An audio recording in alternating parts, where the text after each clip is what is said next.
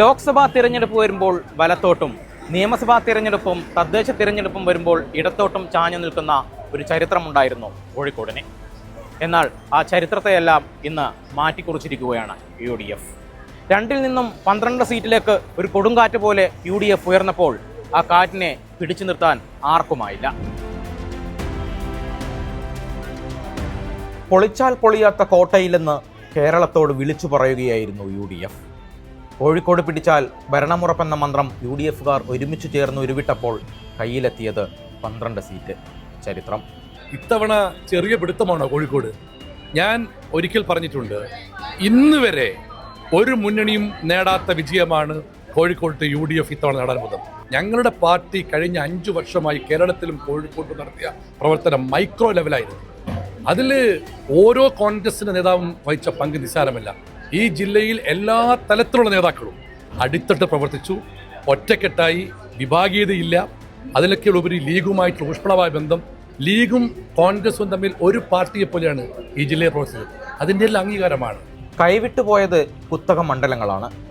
നാദാപുരവും പേരാമ്പ്രയും ബാലുശ്ശേരിയും എലത്തൂരും കോഴിക്കോട് നോർത്തുമെല്ലാം ഒരിക്കലും പൊളിയാത്ത കോട്ടയായി CPM-ഉം ഇടതുമുന്നണിയും കണക്കാക്കിയിരുന്നുവെങ്കിൽ അതിൻ്റെ അടിവേരിളക്കുകയായിരുന്നു UDF-ഉം സംഘവും. ജയിച്ച മണ്ഡലങ്ങളിലെല്ലാം സർവാധിപത്യം. നെക്ക് നെക്ക് ഫൈറ്റിൽ നിന്ന് കുറ്റ്യാടിയും പ്രതാപം കാട്ടി. ജനങ്ങളുടെ പ്രതികാരമാണ്. ഈ 10 വർഷം ജനങ്ങളോട് കാണിച്ച ക്രൂരതയ്ക്കുള്ള പ്രതിഷേധമാണ് ഇത്. ഞാൻ ഈ വിജയം കുറ്റ്യാടിയുടെ ജനങ്ങൾക്ക് സമർപ്പിക്കും.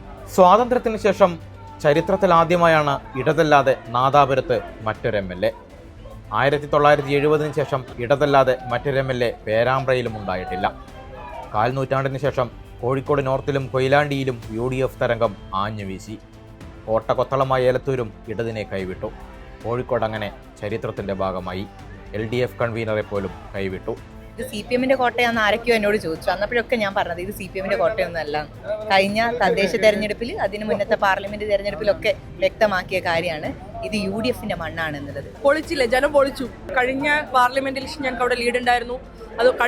അതിനുശേഷം നടന്നിട്ടുള്ള ലോക്കൽ ബോഡി ഇലക്ഷനിൽ 10,000 വോട്ട് നമ്മൾ പിന്നിലായിരുന്നു. പക്ഷെ എന്നിരുന്നാൽ പോലും 4 പഞ്ചായത്തുകൾ ജയിക്കുക എന്ന് പറയുന്നത് വലിയ ആത്മവിശ്വാസമാണ് എലത്തൂരിലെ UDF-ന്റെ പ്രവർത്തകർക്ക് നൽകിയിട്ടുള്ളത്.